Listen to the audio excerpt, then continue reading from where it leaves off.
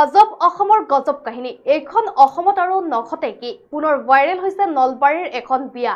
এবাৰ হোমৰগুৰিতে শুই পৰিল দৰা। কইনা নিবলৈ আহি হোমৰগুৰিতেই দৰা ভাগিল বিয়া আৰু তেতুগুৰিলৈকে সুৰাপান কৰি থৰক বৰককৈ আহিল দৰা। আৰু নলবাৰীৰ এই দৰাজনৰ নাম হৈছে প্ৰসেনজিৎ হালৈ। আৰু প্ৰসেনজিৎ হালৈয়ে কইনাক নিবলৈ আহি আচলতে হোমৰগুৰিতে বিয়া ভঙাৰ পৰিস্থিতিৰো উদ্ভৱ হয় সুৰাপানৰ বাবে।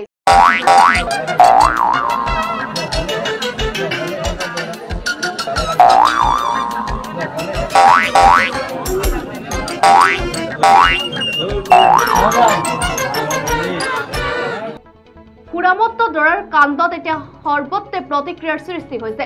সুৰামত্ত দৰাৰ লগত বিবাহ বাতিল কৰিলে কইনাই। আৰু ঘটনা সন্দৰ্ভত ইতিমধ্যে কইনা পক্ষই এজাহাৰ দাখিল কৰিছে। যেহেতু আমি জনাইছো বিয়াক লৈ বিভিন্ন চৰ্চা চলি আছে, চান্সলিক চেম্পুৰ পৰা আদি কৰি বিভিন্ন ধৰণৰ বিয়াক লৈ আচলতে চৰ্চা চলি আছে।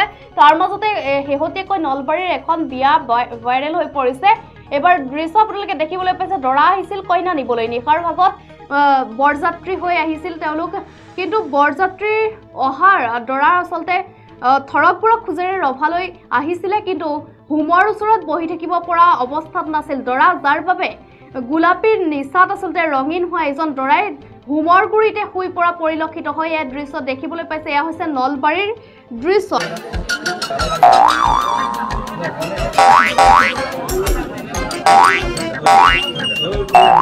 আৰু দৰাজনৰ নাম হৈছে প্ৰসেনজিৎ হালৈ। আৰু প্ৰসেনজিৎ হালৈয়ে আচলতে বিবাহৰ বাবে আহিছিল, কইনা নিবলৈ আহিছিল। যিহেতু দিনৰ ভাগত সকলো নীতি নিয়ম সম্পন্ন হৈছিলে, তাৰ পিছতে নিশাৰ ভাগত বৰযাত্ৰী আহিছিলে, দৰা আহিছিলে, কিন্তু দৰা আচলতে থৰক বৰক খোজেৰে ৰভা আহি পাইছিল যদিও হোমৰগুৰিত বহি থাকিব পৰা অৱস্থাত নাছিল।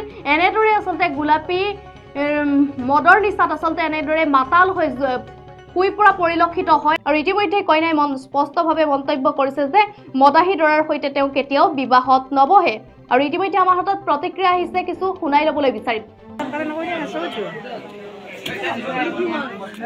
যাতে এনেকুৱা নেক্সট টাইম কাৰোৰ লগত নহ'ব, যাতে এইটো কথা নিউজত দিয়াৰ সেইটোৱে কাৰণ শাস্তি পাবতো। কাৰণ এনাৰো ইমানখিনি হেৰি কৰি খালে মানে এনেকুৱা পৰিস্থিতিৰ নাই সি বিয়াত বহিব। সি যেতিয়া বহি যায় না হালি হালি যায়, পিছফালে তাক তিনিটা মানুহ ধৰি থাকিব লগা হৈছে। সেনেকুৱাকেতো আমি এটা দিব নোৱাৰো নহয়, তাৰো লাইফটোৰ কথা আছে। আগতে গম পোৱা কাৰণে আৰু আমি মিডিয়াত দিয়াৰ কাৰণে এটাই কাৰণ যাতে এনেকুৱা তাৰ কাৰোৰ লগত নহয়, কাৰণ সিটো আৰু বেলেগ আপি বিচাৰিব, আমি নিদিলোঁ যাতে আৰু বেলেগত তাক যাব না।